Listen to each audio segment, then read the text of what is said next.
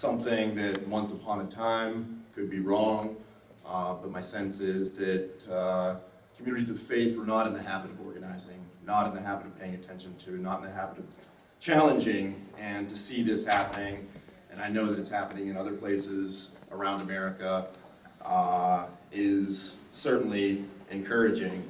And if nothing else, while I can't say that I'm optimistic at this point that we're on the precipice of anything like the change that I think that we need when it comes to policing, punishment, and all that goes along with it, certainly we're at a point where we finally have some level of consciousness in this country about mass incarceration, and not just mass incarceration, but also police brutality and other forms of penal repression and penal violence. So let me say a little bit about why I'm here today. First, I'm a believer in what some of us in my line of work call public sociology. And what that means is that rather than just doing what, unfortunately, I think most of the people in my line of work are in the habit of doing, which is talking to each other and talking to other academics, I think that sociologists have a commitment to talk to other communities, including communities of faith. Even if we are not ourselves people of faith, we've got an obligation to talk to people of faith because they've got important perspectives that can help us to understand what it is that we study, and most importantly of all, what to do about what it is that we study, especially when it comes to an issue as important as mass incarceration. And there's few issues that have concerned me more in the past decade or so of my, I suppose, relatively short lifetime than mass incarceration. It's the reason why I became a sociologist. I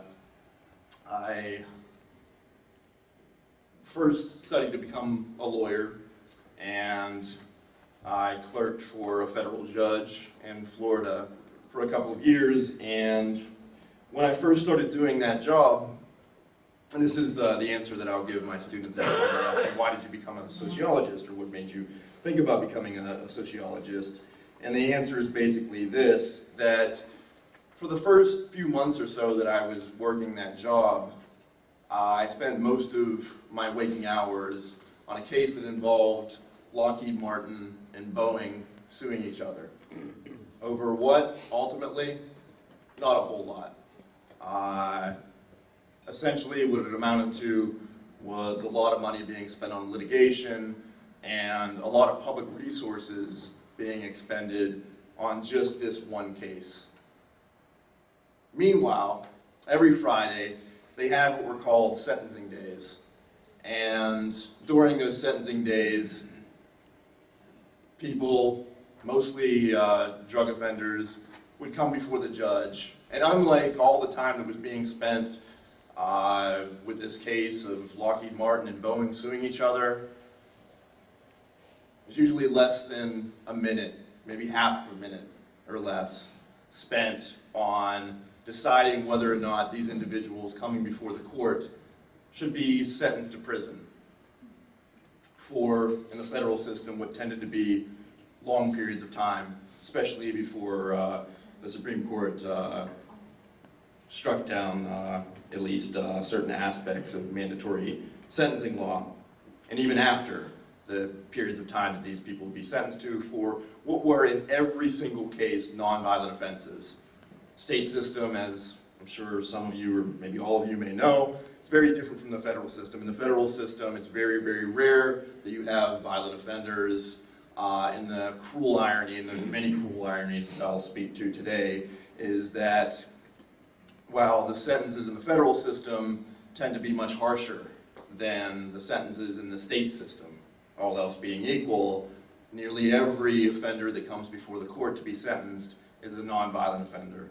I worked for a federal judge who, as of this point, has been on the federal bench for roughly 15 years or so, has yet to have sentenced a single violent offender to prison. all of them have been nonviolent offenders. Drug offenders and increasingly other kinds of offenders, but during the time that I was there, they were mainly drug offenders. And so my dream of becoming a lawyer and trying to do something within the system to change things, along with other factors, the dream began to diminish as I saw that there weren't arguments to be made. There were federal defenders who made the arguments, but ultimately so much was dictated by factors outside the control of the people who were being sentenced and their lawyers. And so I decided that I wanted to figure out what this was all about. And that's when I began to learn about mass incarceration. That's when I began to learn about other aspects of our criminal justice system that, to say the least, deeply troubled me, and I wanted to learn more. And so I became a sociologist and tried to understand why it is that we were doing things in this way, how it got to this point, which is essentially, as I understand it, what I've been asked to speak to today. So it's a real, again, honor and pleasure to be able to do that. And so hopefully what I've made clear is that, and I could say more about my present work and what I did since the time that I started studying to be a sociologist, that has me caring about this issue and related issues, not simply as a sociologist, not simply as an academic, but as a human being. So while the task before me, and in a minute or so I'll mention questions that Sandy asked me to address. They're not easy questions. They're really difficult questions, and so I've got a real challenge ahead of me today, trying to impart some of what I've learned in the time that I've been spending a great deal of time, most of my waking hours, trying to understand these issues and how they relate to each other and what we can do about them, to provoke thought and conversation, and to hopefully, and I think that this is really a vitally important aspect of practicing public sociology, to learn something from you all. I'm not here to just impart knowledge. I want to learn from you as well. For all those reasons, there's no place that I'd rather be than here today. So as I've said, the task before me is not an easy one. Sandy's asked me to address questions that are still far from resolved in the minds of those who've spent their lifetimes examining them. Their books, articles, and interviews may suggest otherwise. They may suggest that they figured it out. But I know from conversations, from the conversations that go on, not in the conference room, but outside the conference room, in the pubs or restaurants, that that level of certainty and level of conviction is something that we just are required to express in the books and articles that we write. But at the end of the day, there's still a lot of questions, and fundamental questions, that we still haven't resolved. So the first question that Sandy asked me to address, and all the questions that she's raised for me are extremely thoughtful and insightful. The first is, what are the roots of our current system? The system, that is, that has worked to produce mass incarceration, and I think as is implicit in the other questions that she's raised, there's a real question about what that system is. And hopefully it'll be clear by the end of my talk that it's not just about the criminal justice system, that it's a much larger system that we're talking about. And that's been true for all of our history. And more specifically, she asks, can the patterns be traced from the early slave trade to today? What other historical events have played a role in the production of mass incarceration? And more specifically, what is the role of the Civil War, the 13th and 14th Amendments, which were enacted in the wake of the Civil War, Reconstruction, and the Jim Crow regime of racial segregation? And finally, she asked, what are the current conditions that operate to sustain mass incarceration? And I think that ultimately that's the most important one that we face. So these are the questions that were identified as sociological questions. Now there's also some, what one might categorize as economic questions that I've also been called upon to address. So, Sandy's also asked, does economics drive our criminal justice system? If so, what are the economic factors that drive it? How does the current prison industrial complex play into the system? And one thing that I'll talk about is whether that term, prison industrial concept, or sorry, the concept of the prison industrial complex, is that one that really works analytically? And another question is whether it's one that works on a political level, and if I have time, I'll make clear what I mean by that distinction. And then the question, or one question that I'm sure that you're all interested in is what can communities of faith do to change the equation? And one possibility that she suggested is divestment. Okay. So as a preliminary matter, let me talk about how I go about the task of analyzing social problems.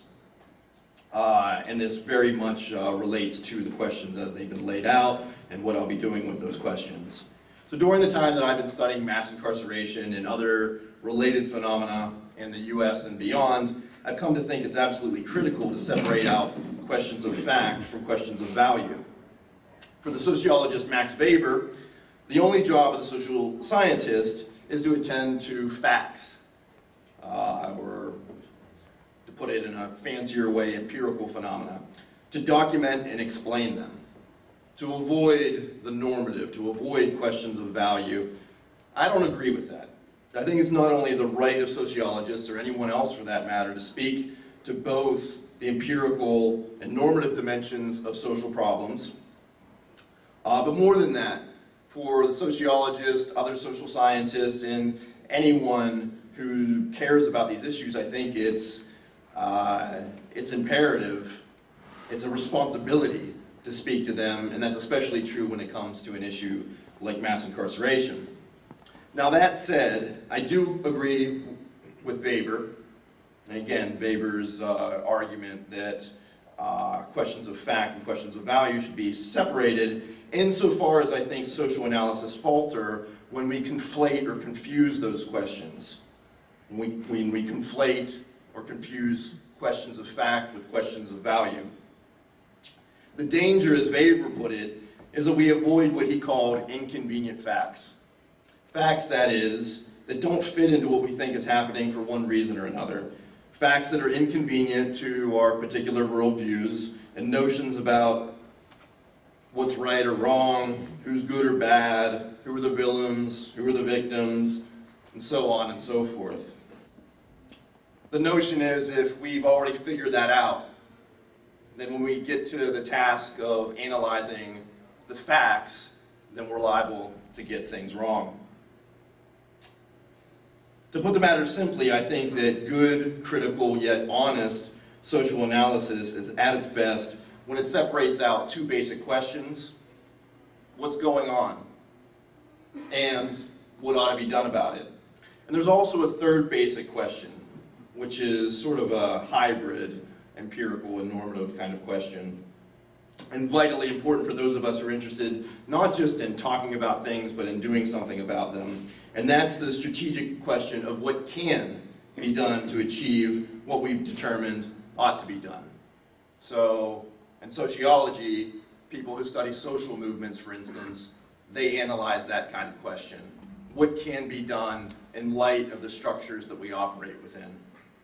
And again, going to the issue of responsibility, and Weber made this point as well, that if we're not taking that question seriously, then we're not being responsible.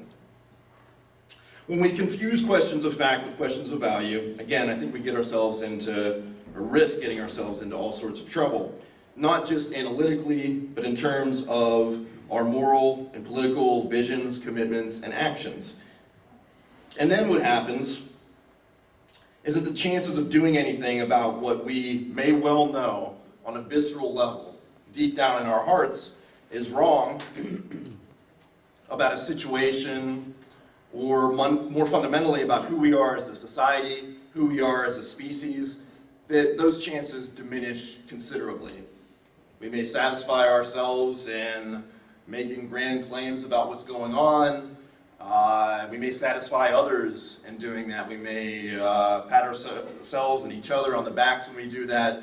But if we're getting things wrong on an empirical level, the chances of getting things right normatively about what ought to be done and what can be done to achieve what ought to be done, well, the chances of being able to do that, again, diminish considerably. I think it's also important, given, as a preliminary matter, given that I've been asked to address both the sociological and economic dimensions of mass incarceration today, that I also say something about my take on disciplinary boundaries. And by disciplinary boundaries, I mean, you've got economics here, you've got sociology here, you've got anthropology here, and so on and so forth. I think that, in certain instances, those disciplinary boundaries make sense.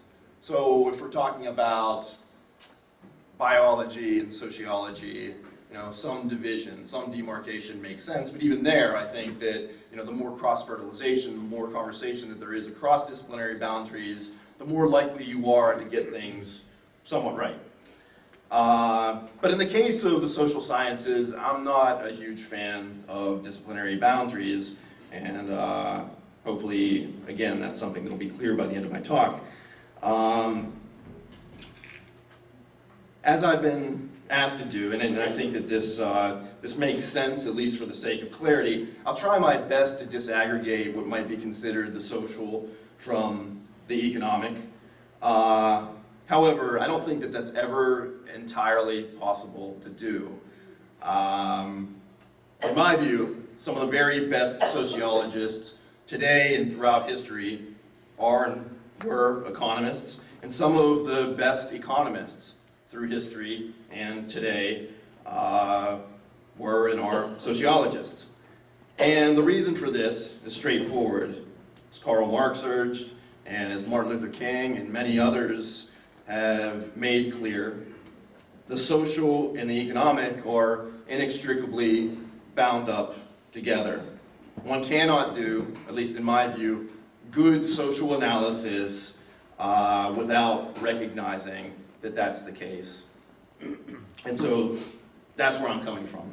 And so, again, I do some degree of disaggregation of addressing the social from the economic, but there will be some mixing of the two as I go along. And I think that that's not because that's my methodological or analytical commitment, but because that's the way that the social world works. Now, with these preliminaries out of the way, let's begin by talking about what's going on. How did we end up with mass incarceration today? And how, to put it more provocatively, hopefully not too provocatively, how did the United States, once deemed to be a beacon of freedom around the world, how did it come to have the largest prison population in the entire world and the highest rate of incarceration in the entire world? I'm sure you've all heard, maybe you've heard at this conference, that while the United States has 5% of the world's population, it has 25%, fully 1/4 of the world's prisoners. How can that be? Aren't we the land of the free? Again, the beacon of freedom for the world? Well, my beginning point for analysis is that I think, correct me if I'm wrong, that what's implicit in Sandy's questions is that the premise is wrong. That we haven't been the land of the free that we've supposed ourselves to be.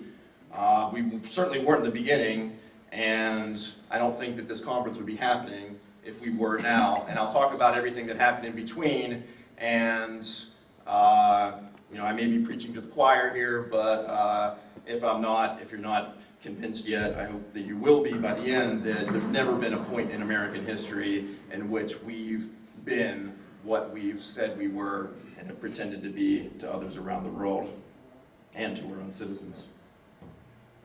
As we all know, the Declaration of Independence begins with the words, "We hold these truths to be self-evident, that all men are created equal, that they are endowed by their Creator with certain unalienable rights, that among these are life, liberty, and the pursuit of happiness.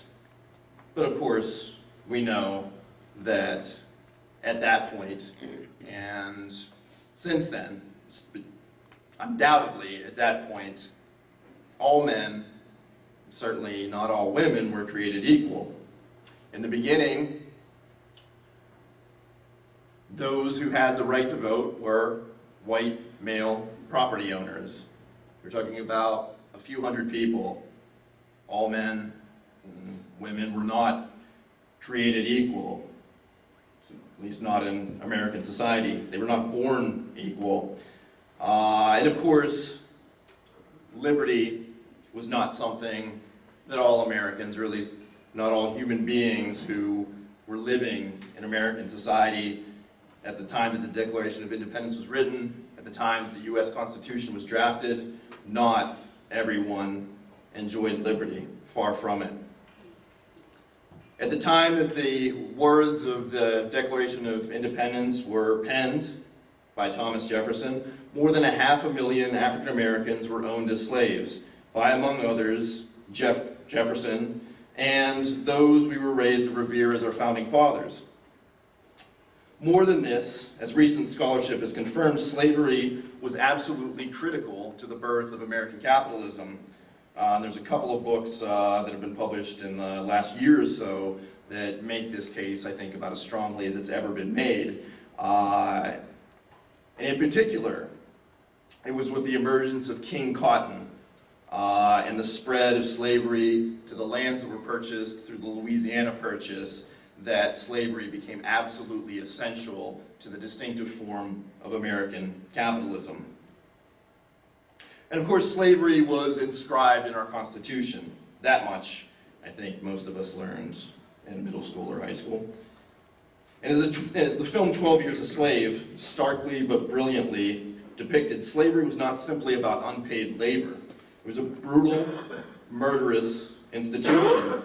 One of the most brutal institutions, I think it's easy to make the case, that has existed in human history. I'd say the most, but one of the most. That, though, was then, and this is now, right? Or so that's what I learned growing up on the other side of Pennsylvania, on the outskirts of Pittsburgh. Of course, this whole manner of thinking, I later came to learn, none too soon, was one of those lies that my teachers told me.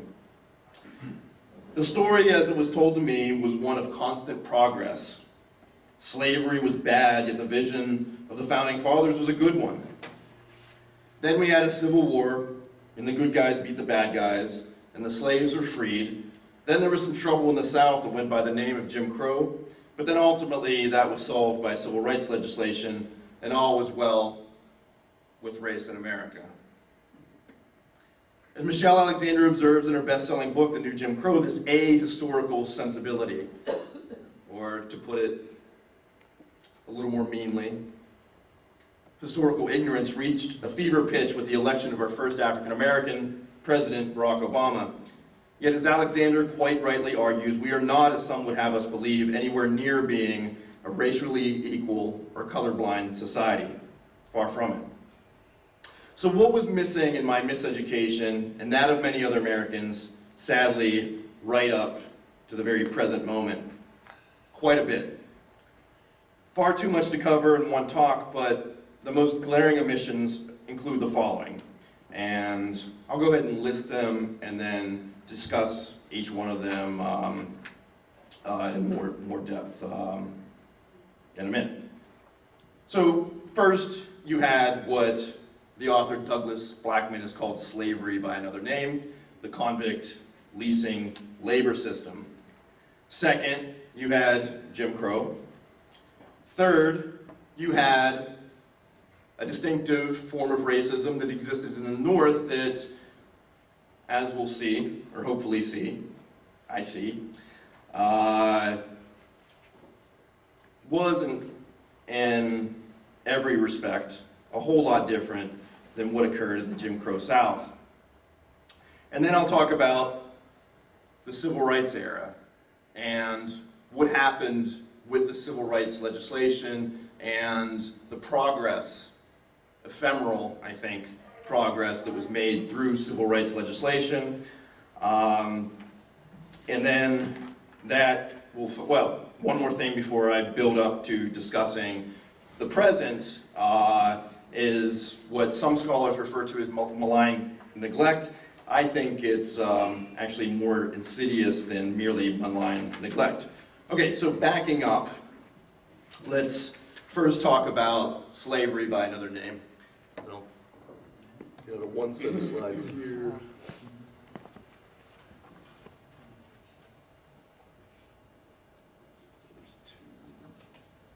There we go.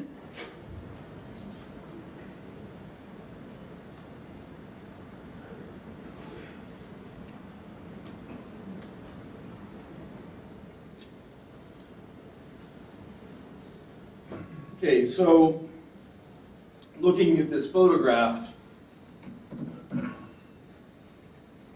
if you asked me when I was 18 years old what this was a photograph of, I probably would have guessed slaves.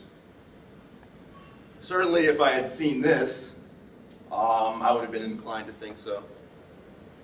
If I would have seen this, white men with weapons and dogs, black men being housed in cages, that what we had here was a photograph showing us the times of slavery. Of course, I would have been wrong. And sadly, this is all very sad. When I talk to my students today in 2015, and I ask them this kind of question, what's this the photograph of? That's their sense, that this must have been before the Civil War, this must have been before the Emancipation Proclamation, but it wasn't. This was after Lincoln's Emancipation Proclamation. These are photographs of people who were enslaved, and I don't think it's too strong to say that they were enslaved, and what was called the Convict leasing labor system. As Douglas Blackmun writes, it was a form of bondage distinctly different from that of the antebellum South, and that for most men and the relatively few women drawn in this slavery did not last a lifetime and did not automatically extend from one generation to the next. But it was nonetheless slavery, a system in which armies of free men, or once free men, guilty of no crimes and entitled by law to freedom, were compelled to labor without compensation, were repeatedly bought and sold, and were forced to do the bidding of white masters through the regular application of extraordinary physical coercion. And how this often worked was that, in a technical sense, these black men had violated the law. But the law was a law against vagrancy, or some other law criminalizing behavior that most people wouldn't consider as anything very serious at all, and certainly not worthy of this kind of treatment as a consequence. And in the case of the vagrancy laws, what we were talking about were black men who were idle simply because they had no jobs, because no one gave them jobs. After slavery, they had nowhere to be, nothing to do. And what was the result of what was the response of our society to that? Not to help them, not to recompense, not to repair the injuries that resulted from the horribly brutal institution of slavery, but to do this.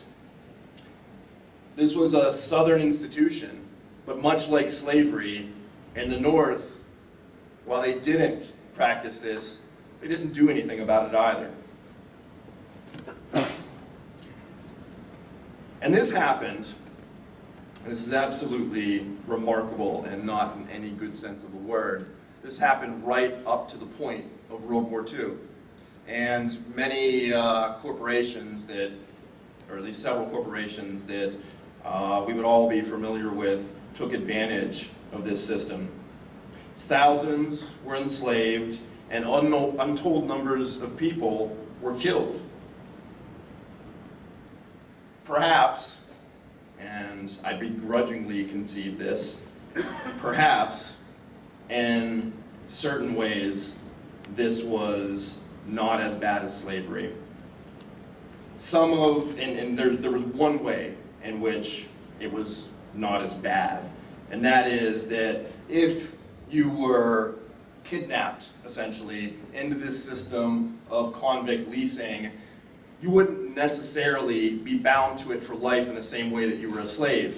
On the other hand, you could be much more easily disposed of in this system than under slavery. Under slavery, you were property and therefore had value. In this system, you had no value. And so in many cases, when someone refused to work or when their body was so beaten down that they couldn't work anymore, they were merely disposed of, or in other words, murdered. So that was the period immediately following the end of the Civil War and after the supposed Emancipation Proclamation. Then there were the Jim Crow laws. Laws that weren't merely about black and white kids going to different schools or African Americans not being able to eat side by side in restaurants with white people. Like slavery, it was a brutal and frequently murderous institution. This past year, the Equal Justice Initiative, an organization led by Bryan Stevenson, issued a report aptly entitled "Lynching in America, Confronting the Legacy of Racial Terror." Among other profoundly sobering findings, the Equal Justice Initiative's research revealed that nearly 4,000 people were lynched in 12 southern states between the end of Reconstruction in 1877 and 1950.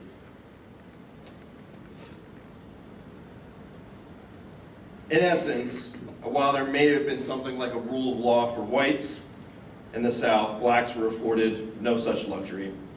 They lived, as Stevenson and others argue, under nothing less than a regime of terror. And if that seems like too much, look at our own government's definition of terror and ask yourself whether that kind of treatment falls under our present definition of terror.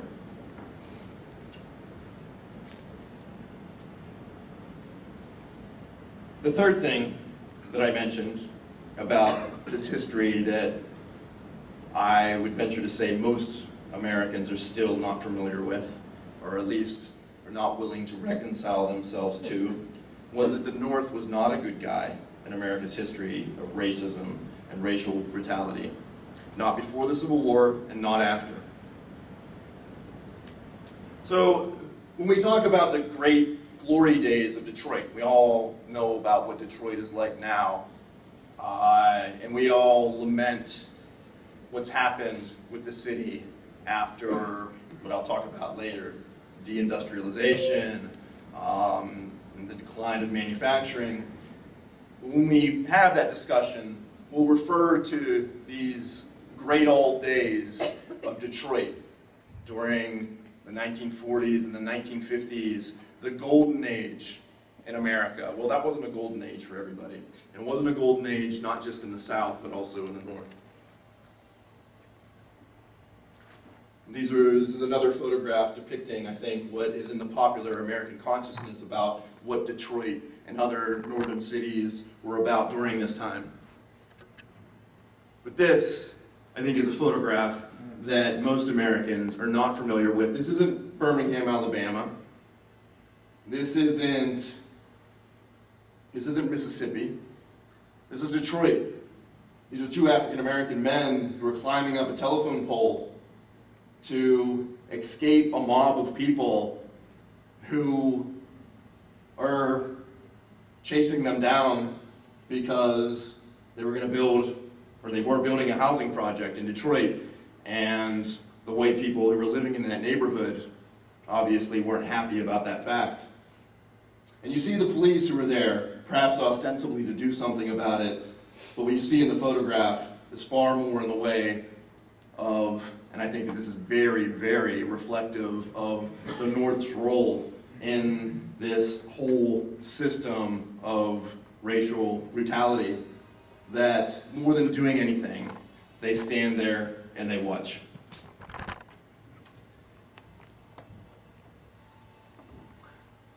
Here's a photograph of a black man being pulled from a train, after which he was beaten. That is also in Detroit, not Birmingham, not Biloxi. This is the police taking a black man away from a mob, ostensibly to help him, but not enough to stop him from being hit in the face by a white man who was a member of that mob. Not so glorious.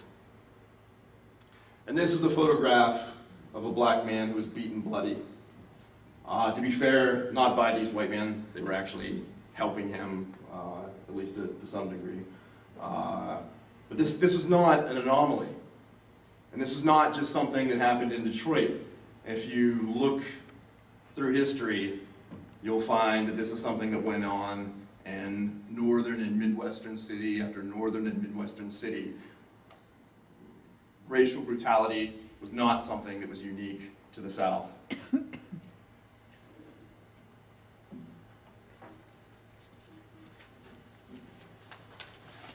Look at the expressions on their faces. Look at the expressions on Yeah, no, I have, and I've contemplated them. What is your thought?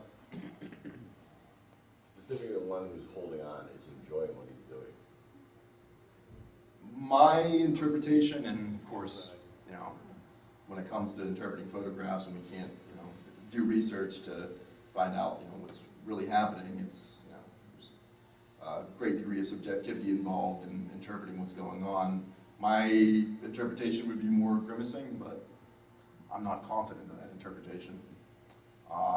For the person who, facing the photograph is to the left, seems to me that he's posing. Even though he may be helping this person, he's posing for the photograph rather than being concerned about the person that he's helping. Okay, so the story of race in America is not a story that, if we're to be accurate, if we're going to be true to our real history, is one in which we have a good guy in the North and a bad guy in the South. Is the South worse? Absolutely, no question about it, and by a lot. Was the North good? Was the North progressive about race? Not hardly.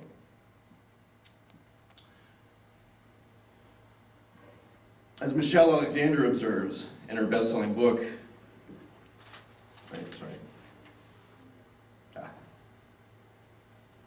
Alexander actually is relevant here.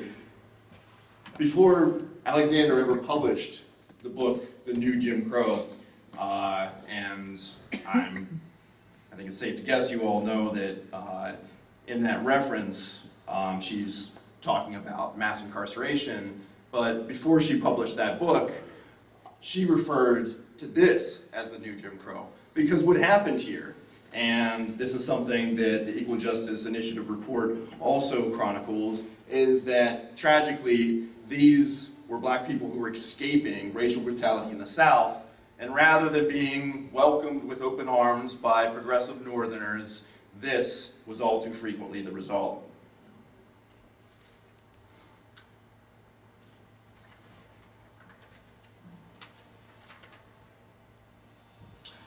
The EJI report notes that lynching played a key role in the forced migration of millions of black Americans out of the South. Thousands of people fled to the North and West out of fear of being lynched. Parents and spouses sent away loved ones who suddenly found themselves at risk of being lynched for a minor social transgression. They characterized these frantic, desperate escapes as surviving near lynchings. They were essentially refugees in our own lands, but like many refugees today, they didn't find refuge. Oftentimes, this is what they found. What about civil rights, one might ask? First, it's worth emphasizing that rights were not won without significant cost. People were beaten. People died for these rights, and in the end, Martin Luther King's dream was never even close to being fully realized. not the dream that he laid out in 1963, and certainly not the much more radical vision that he laid out in his Beyond Vietnam speech in 1967, shortly before he was assassinated. Second, just as civil rights victories were finally won, again, at great cost, other trends served once more to deny... Is it my phone? I thought I turned it down all the way. Feel free to do whatever needs to be done.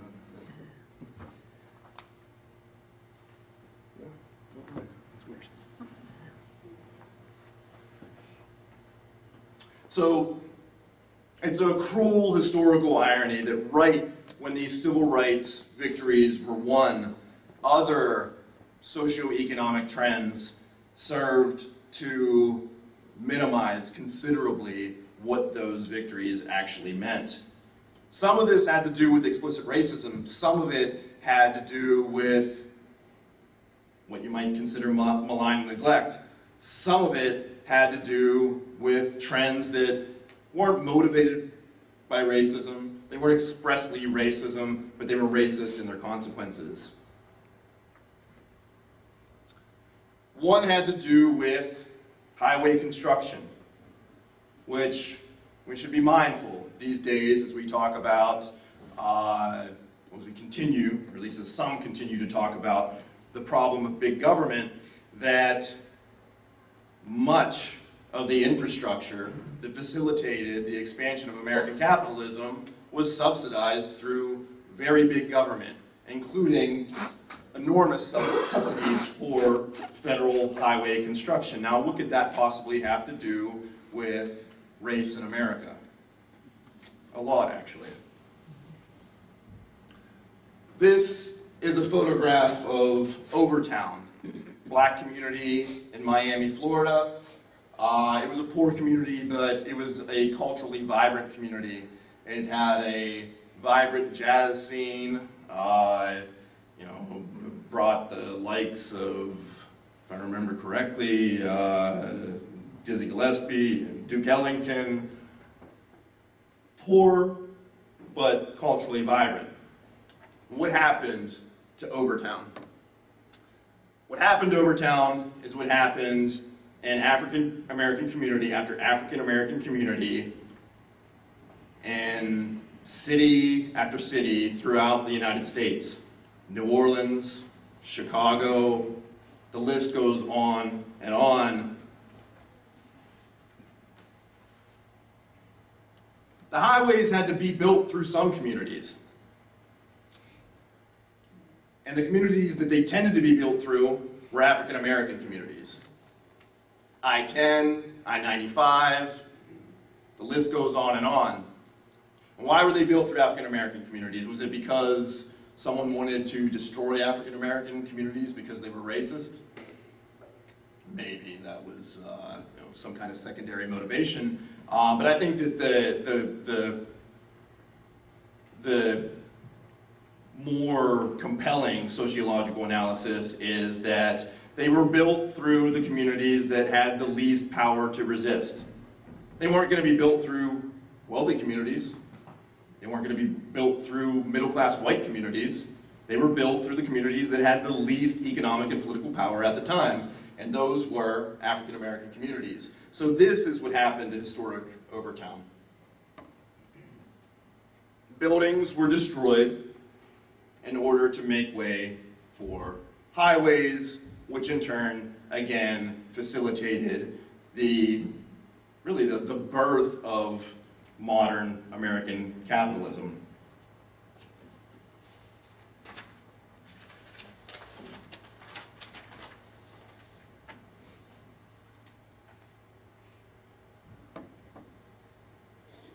This is a photograph of Overtown today.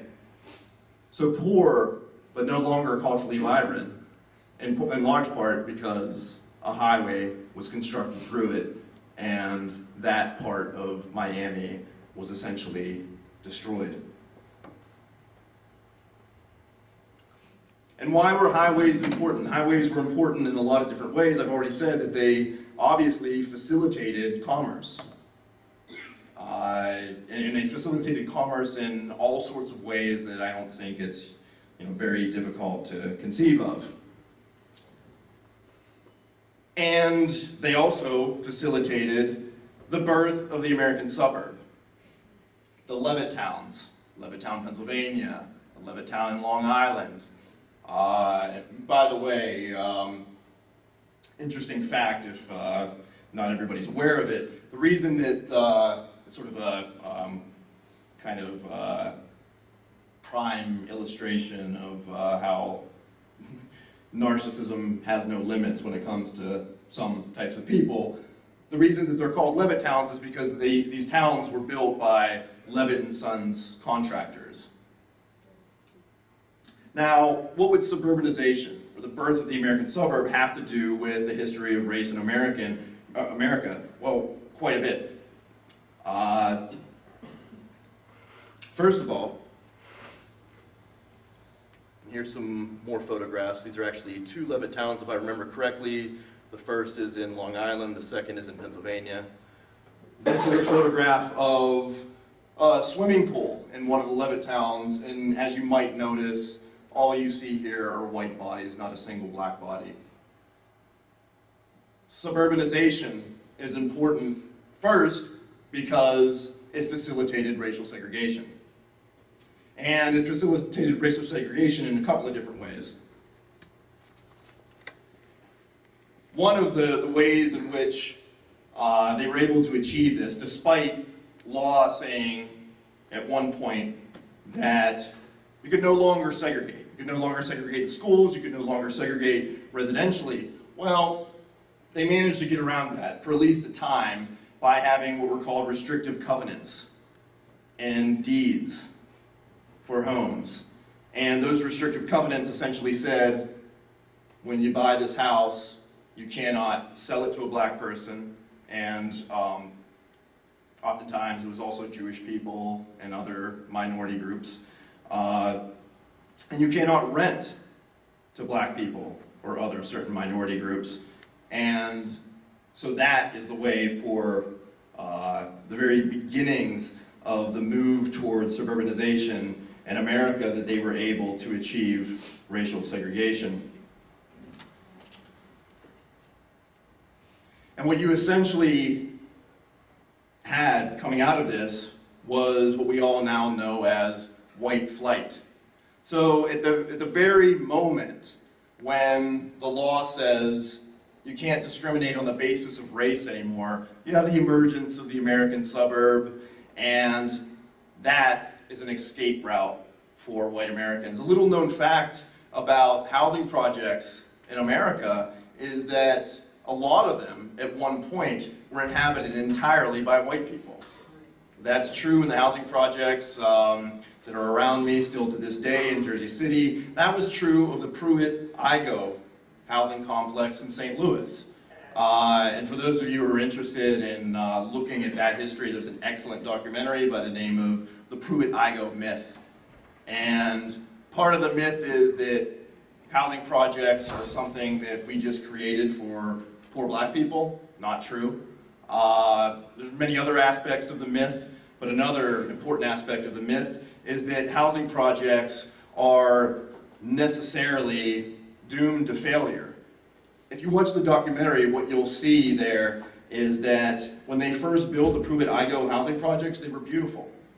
They had some of the best, maybe the best views of St. Louis. And as long as they had resources to maintain the buildings in the way that many Americans take for granted, they worked well. Surprise, surprise.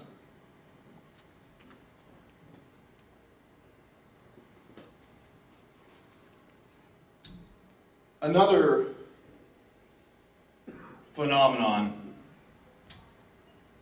that, despite civil rights victories, worked to maintain institutionalized racism in America was the practice of redlining. So you see the red areas there. They're marked as hazardous. This is a redlining map in Philadelphia. But if you look for these maps online, you'll find them in virtually every city in America. And the red line areas are essentially the areas that banks would not give loans for people to buy houses in or to start businesses in. And those areas were not entirely made up of African Americans, but were predominantly inhabited by African Americans. And we wonder, why poor African American communities are the way that they are. Well, if you don't have capital, if you don't have capital to start up businesses, if you don't have capital to improve your home, the homes in your neighborhood, then no surprise, you're going to end up with the kind of deterioration that we've seen in city after American city, including Harrisburg, by the way. And to clarify one thing, this had to do with, among other things, FHA loans, right? So, how did we get to the point where many white Americans came to realize the American dream? Again, we talk about big government, the problems of big government, but there wouldn't have been all those Americans realizing the American dream but for FHA loans, but for federal dollars for highway construction, and on and on and on. And not to mention the housing projects that were originally built not for black Americans, but for white Americans.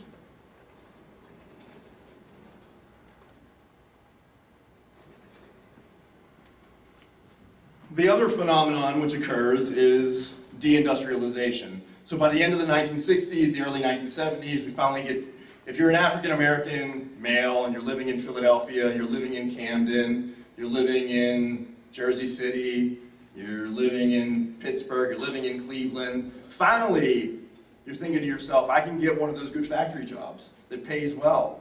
That, if I, work hard and save money, I can buy a house, I can buy a car, I can do the things that I've been seeing white Americans doing for all my life. What happens at that point? De-industrialization. So right at the very point when you can get those factory jobs, the factories start moving elsewhere. And the first move was to the suburbs, and then the move was to the south of the United States. Why did they move to the south of the United States? Because there was no union power like there was in the north. So capital was in search of lower wages. They first went to the south, and then in more recent years, the 1990s, they went even further south to Mexico, but the wages weren't cheap enough there either, so then they moved to China. And now we're at a moment where, I'm going off a little bit of a tangent here, but it's relevant to the matter at hand, the wages there are rising too much for capital, and so now they're looking to places like Cambodia, where they can find even cheaper wages.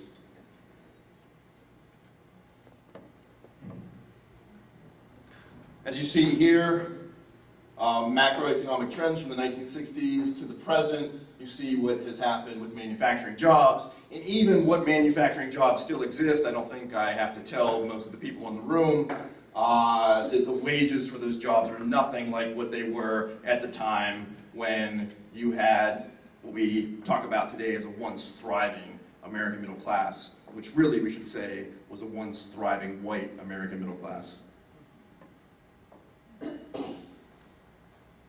And along with that, and I should note, and I can't help but note, having grown up in Pittsburgh during the 1980s, that this wasn't something that just black Americans suffered, white Americans suffered through it too. But nobody suffered from it more than black Americans. But in terms of the overall trend, what you have, and this has been in the news for some time now, after ignoring the trends for far too long, what you have is a huge widening gap in income between those who are the best off and everybody else.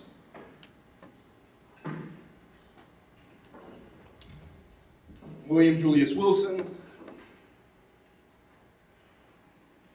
who is today one of the most prominent sociologists He's really one of the most prominent sociologists of the last generation. He chronicles all of this in a book called The Truly Disadvantaged. He chronicles de-industrialization. He chronicles white flight.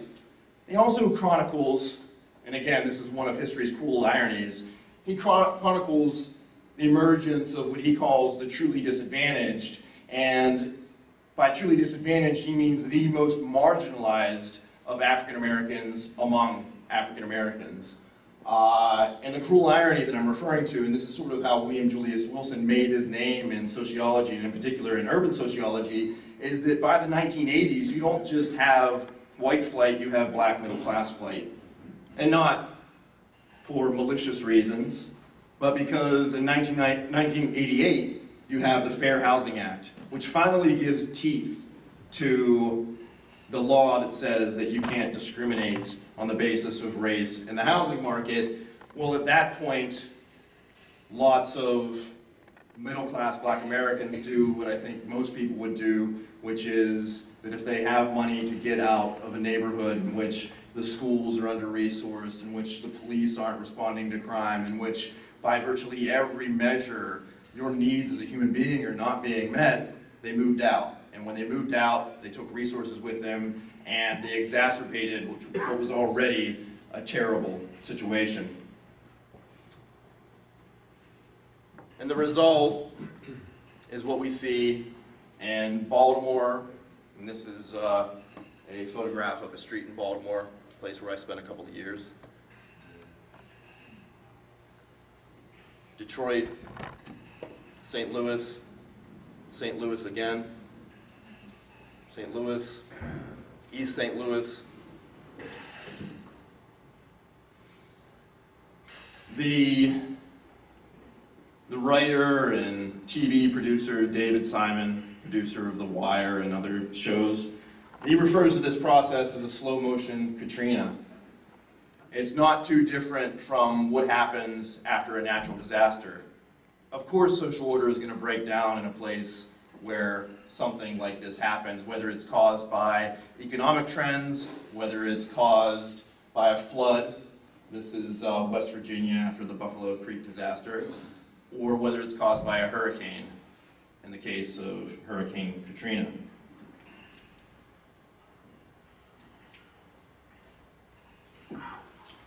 And you'd think that a good society, a decent society, a society that values liberty, that values equality, as we Americans are so accustomed to thinking, would respond to this kind of disaster by helping people, by providing support where support is desperately needed. But in fact, what happened was the opposite, that right at the moment when Americans, not just African Americans, but many, many white Americans too, were in desperate need of help from the government withdrew support rather than increasing support. And that began with the Reagan years, but it wasn't just the Republicans, it was the Democrat, William Jefferson Clinton, who, along with Newt Gingrich and his other Republican allies, ended welfare as we knew it.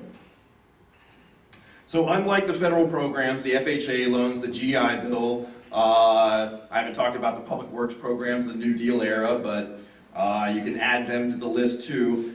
All the federally subsidized programs that made the American dream possible for white Americans, unlike all of those programs, unlike that effort, what we did in response to the woes of poor African Americans was worse than nothing, rather than extending more in the way of help.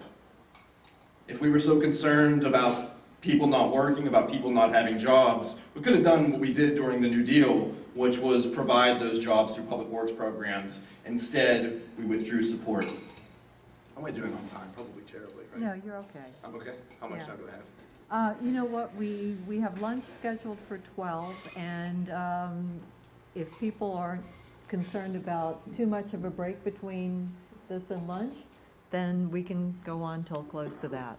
Okay. Yeah. What time is it now? Or? It is 11:30 right now. So that gives us... About 20 to 25 minutes. Okay, then I'll try to end early so we can have some Q&A. Okay.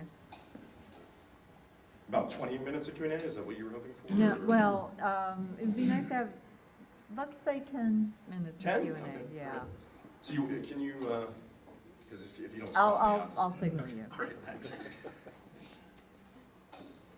All right, so there's much more to say about all of this history. I mean, this is just a snapshot, really. But it's time to talk about the present and the notion of the new Jim Crow. And you might think that, given everything that I've said to this point, that I would be sympathetic to the new Jim Crow argument, and to a degree I am, but I don't think that it gets things quite right, and that relates back to what I was saying about questions of fact and value, and how important it is to separate them for good, or what I consider to be good social analysis. On the one hand, has there been historical continuity in terms of racism, both institutionalized and interpersonal, in America? Undoubtedly. No question about it. Has racism been part of the equation in producing mass incarceration and all that's gone along with it that we see today? That can't be denied. In fact, I'd venture to say that the only way that it could be denied, given what the numbers say, given the extreme disproportionalities, is through racism. In the social sciences, we have what's called the Null Hypothesis, right? So if you see certain trends, and those trends are pronounced, right? Nobody can deny that there's a trend there. The Null Hypothesis would essentially say that, well, there's nothing going on there. And for social scientists who think that there probably is something going on there, what they try to disprove is the Null Hypothesis. Well, when you have, in the wealthiest country in the world, roughly at this point 2.2 million people in jails and prisons, and roughly about 40% of them are African American, and it just so happens that African Americans were the people that we've been talking about who were enslaved twice over, submitted to brutalized forms of oppression through various forms, denied opportunities that white Americans were afforded time and time again. The Null Hypothesis would say, well, that's just a coincidence. Well, there's a wealth of social scientific research that demonstrates beyond any doubt whatsoever that it's not just a coincidence. But is it the new Jim Crow? One of the most trenchant critiques of Michelle Alexander's argument, making the case that what we have is the new Jim Crow, and again, the references to mass incarceration, comes from James Foreman Jr. Does that ring a bell for anybody, the name? The son of James Foreman Sr., who was a SNCC activist, right? So James Foreman is not coming from a conservative place. He's not coming from a place in which he's remotely suggesting that race isn't a huge feature of why we have mass incarceration in America, but he points out what I think are some really obvious discontinuities between what we see today and what we saw in the past in terms of the old Jim Crow. One is that, unlike the Jim Crow regime in the South that emerged after Reconstruction,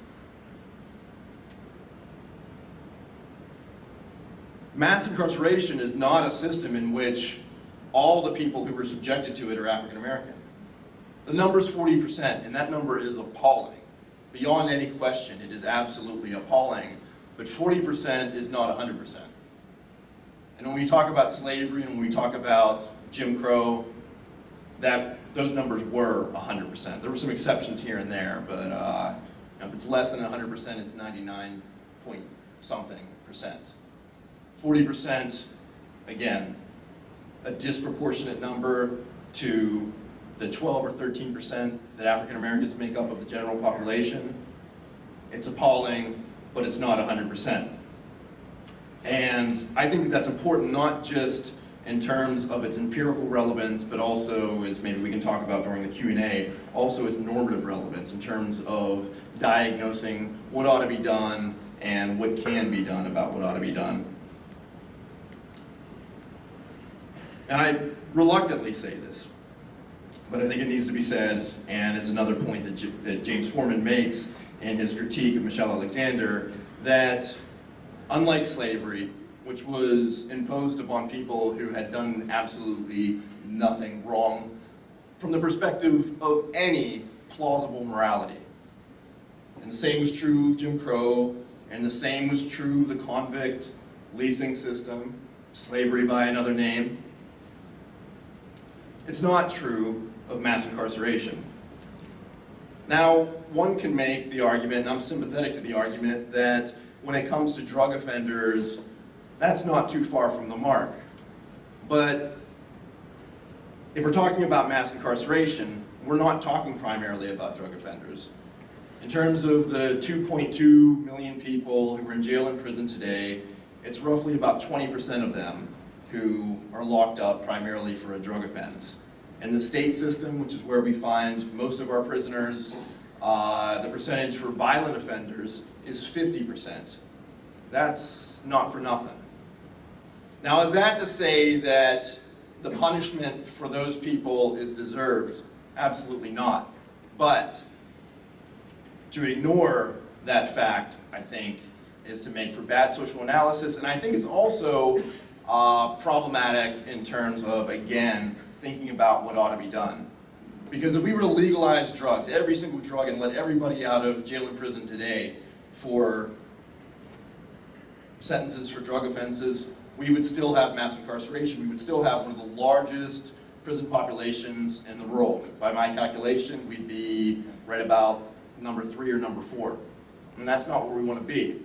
So if we want to get serious about doing something about mass incarceration, it's a mistake to simply focus on drug offenses. I think that that's not only wrong, but too easy. When you get to the desert issue, I think it's complicated. But you don't get to the desert issue if you you don't get to the desert issue, and by desert I don't mean cake and that kind of thing. Desert, in terms of deservingness, right? You don't get to that issue in a serious way unless you recognize that it isn't just drug offenders who are being locked up, that it is people who committed violent offenses. Well, a moment ago I said that simply because we're talking about violent offenders, that doesn't necessarily mean that we've arrived at a point of desert in the sense of deservingness. Now, why do I say that? I say that because increasingly I'm becoming convinced that we are a society that since its very inception is one in which violence breeds violence, breeds violence, breeds violence, over and over again. Slavery was a brutal institution. That in turn produced other forms of brutality. Other forms of brutality that we talked about have emerged. Those in turn produced other forms of brutality. Here, it's not just the sociological perspective that's relevant, it's also the psychological perspective that's relevant. If you look at the data on prisoners and the percentage of them who have themselves been victims of violence, it's hugely disproportionate to what that percentage is for those who are not locked up. I'd venture to say that the vast majority of violent offenders in our system have, at one point in their lives, themselves been the victims of violence. And I'll give you an example. My wife's a public defender. I'm going to have to cut out of here probably about 1 o'clock at the latest because we got to head back to Jersey City, and then she's got to go into New York City because she's a public defender. She's working today because she's got to arraign people who were arrested yesterday or early today. A couple of weeks ago, her client was sentenced to life in prison. It was a 57-year-old black man. Now, his case was kind of unusual, especially for New York City. So unusual that I think that somebody who has more of a voice in public discourse than me ought to be drawing attention to it. He was convicted for two non-violent offenses. One was he was in a bookstore and he took a wallet out of a woman's purse. The other was that he went into the Francis Tavern in Manhattan. That's where George Washington used to hang out, ironically enough. went into the basement and he stole $2,000 in tip money from the workers there. Now, we don't want people in society doing those things, right? That's not good. I think we can all agree on that. He had 40-something misdemeanors, over 10 felonies, all of them, though, for nonviolent offenses, but not smoking marijuana, not minor drug infractions. He was burglarizing. He was doing things that nearly all of us, maybe all of us, would agree we don't want people doing in our society. I think that's safe to say. But a life sentence for that? He's a 57-year-old man. By the time he's eligible for parole, he'll be 72 if he lives that long. And more than that, and this goes to my point about violence breeding violence, brutality breeding brutality, he was committed to a psych ward when he was 9 years old. Why was he committed to a psych ward when he was 9 years old? Because he was abused. And the report that the social worker produced indicates that he was a child abuse victim. But I would say it's more than that. He was a 57-year-old man. That means he was born in 58. In 58, right? Well, we've gone through the history, right? He wasn't just brutalized by those who lived in his home, he was brutalized by our society. And to me, it's a miracle that he didn't commit far worse crimes than he did. If you look at the people who were sentenced to death, their crimes are all very serious. You don't get to be on death row unless you've murdered someone, and generally you don't get to be on death row unless you've, well, the legal standard is unless you've murdered someone in a manner that's heinous, atrocious, and cruel. And if you look at the cases, they're not pretty. But if you look at the lives of the people who commit those kind of crimes, it's even uglier. It's decades upon decades of suffering through all sorts of violence and brutality and degradation. And so as to the desert issue, it's not enough to say simply in response to the new Jim Crow argument that, oh, well, it's not just drug offenders. We also have all these violent offenders, so it's not so easy as that. True, but it's also not so easy as to say, well, it's okay simply because we're talking primarily about violent offenders. Because we have this history, and you have all these individuals who are behind bars, and if you look closely at their own individual personal histories, you begin to understand why they've done the things that they've done.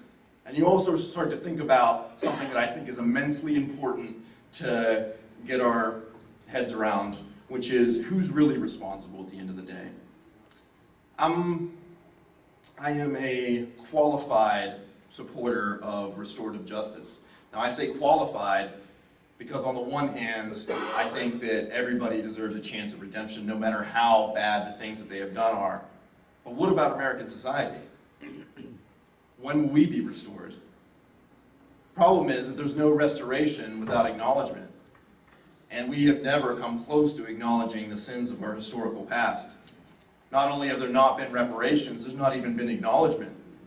We've acknowledged what we've done to Japanese Americans, quite rightly, during the time of internment during World War II. That's good.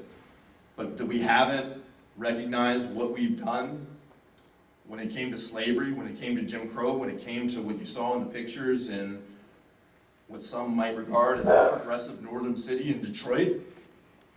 Something's wrong there. Something's deeply wrong there. The last point I want to make is that, in a sense, I think that the new Jim Crow argument simplifies matters in two ways. One, I think that, as I've already suggested, that it overstates what's going on. But it also understates what's going on. Because, as I see it, the problem isn't just about mass incarceration. There's a New York Times. My work, as Liz mentioned, mainly has to do with people who are on the streets. Those people on the streets, though, I should add, are people who, I would venture to say, a vast majority of them have been incarcerated at some point in their lives and have experienced various forms of brutality in their lives. Back to the New York Times article. 60,000 people are estimated to be homeless in New York City at this point. That's higher than the number of people who were homeless at the time of the Great Depression. Well, when I say that I think the new Jim Crow argument understates what's going on, the problem isn't just about incarceration. It's much broader and deeper than that. If we were to let, let's say, 1.5 million, 2 million people out of jail and prison tomorrow, where would they go? Where would their homes be? Where would their jobs be? Where would their sense of respect be? And so, much like Martin Luther King argued in the years before his death, I think that what we need is more than just a new Jim Crow movement. I think we need more than just a movement against the injustices of the inaptly termed criminal justice system. We need something like a poor people's movement. And I think that that's not only empirically right, but normatively right.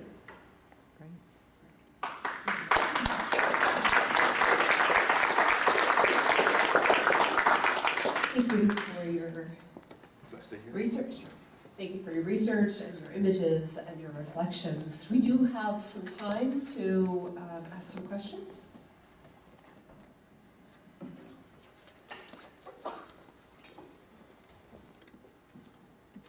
Thank you. I'm trying to make this as brief and polite as possible. I think your numbers are grossly mistaken. I don't know where you get your data from, but African Americans make up half of the prison population. 90% of people incarcerated, 80 to 90%, are for drug offenses. In the federal system, also, I mean, I get my numbers from the correctional associations and the sentencing project. A friend of mine, Peter Wagner, who creates graphics around these issues. Even more so, there's an entire report a friend of mine, Jeremy Travis, did for the National Academy of the Sciences.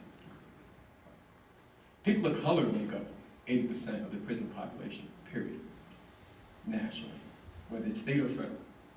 And that includes every race except for Caucasian, in some sense. I disagree. I don't know, maybe you have a personal anger against the book, The New Jim Crow, but she doesn't really point out just the war on drugs. It is a war on people. Wars on drugs, wars on crime, or wars on the poor. I mean, I applaud your work with the detailedness of how the public system was set up. I mean, HRA, literally people who created the project did it just to put poor people in the same distance as factories, right, just before we started outsourcing. But I think your numbers are a little incorrect, and I don't agree with you. I do believe that slavery was not a past tense issue, that it was just converted into this new system of incarceration through a process of convict leasing, which of course was this small period of gap in time. A friend of mine who actually made that film, Slavery by Another Name, Khalil Muhammad, is the curator for the public library system's Black Museum in Harlem, which my office is down the block from. I just say that because mass incarceration is not something that got out of control. Incarceration, period, was an intentful and deliberate plan. The only constitutional law that validates incarceration is the 13th Amendment, which states that slavery is abolished unless you've committed a crime of your peers. So that statement to me just means slavery exists for those who are incarcerated. This is why we have forced servitude. This is why in every courthouse, so everything that supplies that courthouse, every federal institution, government institution, every city property is all housed by products that are made in prison. Perfect example is New York State. Courtcraft supplies all the products for all the projects, housing, government facilities, state, federal facilities, courthouses, and institutions like schools. All those desks and chairs are made right in Attica.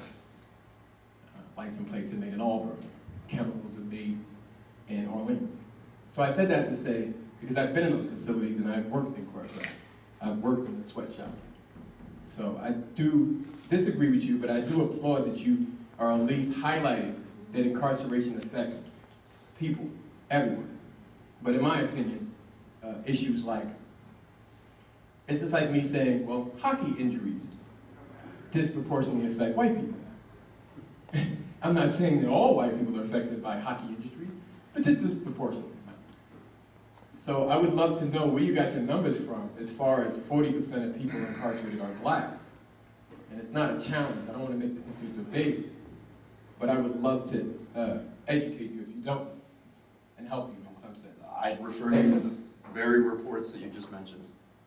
I mean, I'm a John Jay College professor. I know who Jeremy Travis is. I know Khalil personally. I know Mark Maurer personally. I've read their reports. It's what I do for. I mean, you made the correct clarification that 90% of prisoners in the federal system who are incarcerated primarily for a drug offense. That's the federal system. The federal system incarcerates it's a large number of people, but in terms of the overall numbers, it's a small percentage of the overall number of people who are incarcerated in our entire system. Most of the people who are incarcerated in our system are in the state system, and the jails and the prisons. So you're right about the federal system, but that doesn't extend to the system as a whole. I'm happy to look at the very reports that you just mentioned. I mean, of course, I'm familiar with the report on mass incarceration that you mentioned, and it's consistent with what I said. I may be off by a percentage or two, but it's certainly not the case that 90% of all people who were locked up in America are there primarily on a drug offense. That's No, not I the said case. that there are people of color. You said 80% are people of color. Now, one thing that I will say on this is that, I mean, color and race is problematic, right? I know plenty of Latino people who identify as black. I know plenty of people who are Latino who identify as white, right? What is right? Well, to look at it in those terms, I think misconceives what race is. Race is a social construction. Race was invented to justify slavery. It's not biological. You can't take a DNA sample and determine whether somebody is white or black. It's a social construction. And do you disagree that it's a social construction? I don't want to go into argument. I'm trying to say anything else. Well, okay. I mean, all I can say is we can look at these reports together, and hopefully we can clarify our disagreements. In terms of the forced servitude, I don't deny all the facts that you stated about what's being made where. In terms of whether or not that's an established practice in prisons all across America, I'm certainly not claiming that there isn't prison labor. There is prison labor. I know that Victoria's Secret clothing and other products are made in prisons. I also know that, much like we see in the exhibit here, that most prisoners in America remain idle. They're not. Well, okay. Given our time, we have time for one, possibly two questions. I think sorry. You mentioned violence, and we've been talking about hurt people hurt, and many of the people who are in prison themselves have been injured. But in terms of a systemic social problem, one that I don't hear very often addressed is that as a culture, we enjoy violence as recreation and entertainment. So many of these children have grown up from the day they were born, go to sleep listening to people screaming, yelling, being murdered, raped, beaten.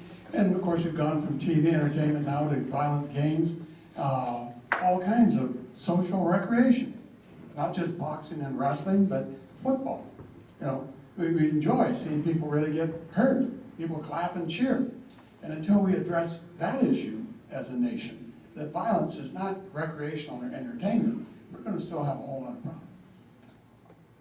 I would agree with that, but I think that those examples pale in comparison to war and the direct and indirect effects that that's had. And I also see, I mean, contrary to, I think, the way that my arguments and analysis have just been interpreted that I see incarceration as violence. When a person is arrested, when a person is put behind bars, that's done forcibly. That is by definition a kind of violence. That, in addition to what we think of as crimes, or what we, from a kind of conventional moral perspective, tend to think of as violence, that's violence too. And I think that the evidence is pretty clear that incarceration is actually conducive to violence rather than what some people insist on thinking is the case, that it has a downward effect on it. And as to war, I'll give you an example that I just learned of recently. Working with a student who is an older student, and he was in the military for 16 years. He did tours in Afghanistan and Iraq, and he was telling me about the snipers that he knew in Iraq, and the stories about what they did there were terrible. These were white kids drawn, as he explained to me, exclusively from white, small, Midwestern towns, 22-year-old kids. He said that they operated sort of like a cult. And as far as I know, that's not an inaccurate characterization. He knew 12 of them. Of the 12, one of them came home and murdered his wife. 3 of them killed themselves. That's 4 out of 12. So I'm not disagreeing with what you're saying. I just think that there are more compelling examples than the ones that you raised.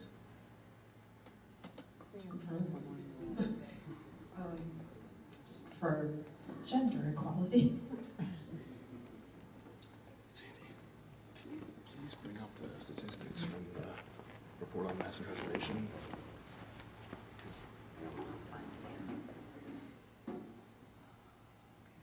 Thank you very much for your presentation.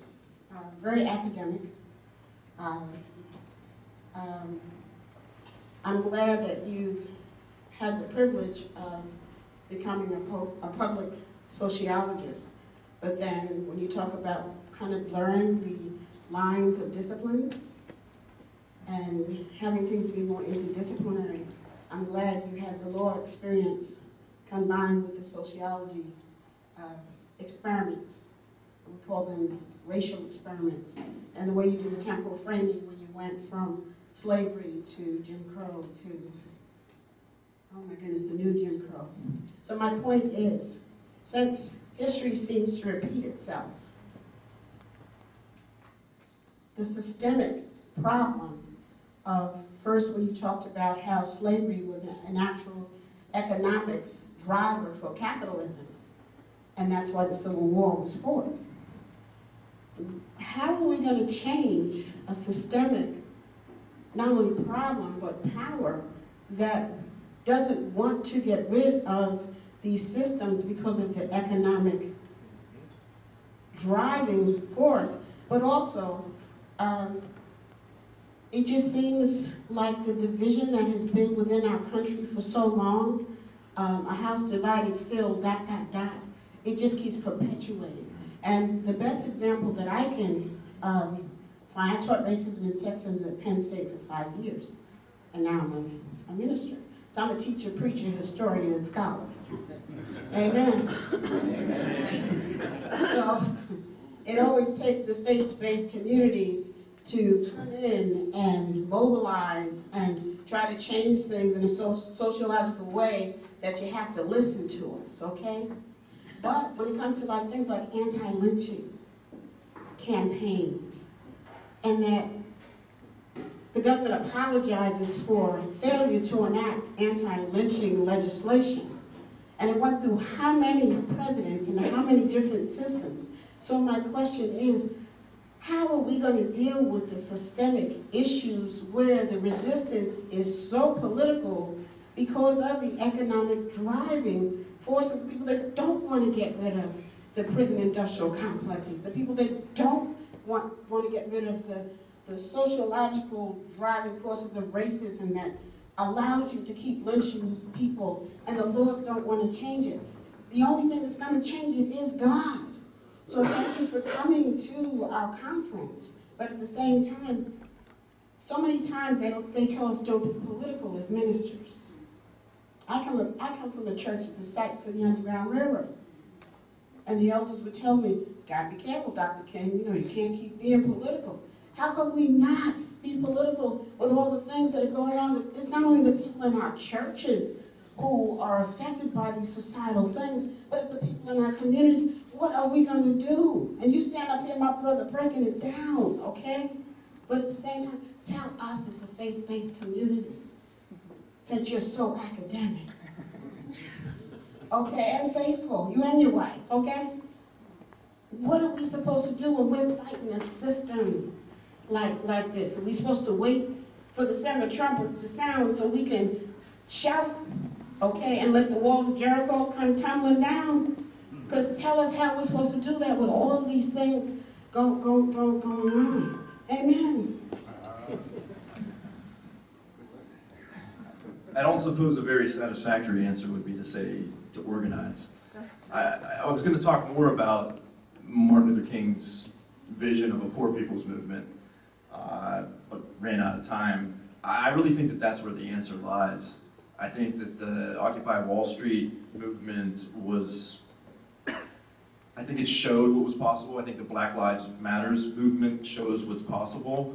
I think that if somehow some combination of those forces, because one of my critiques of the Occupy Wall Street movement was that it was far too white.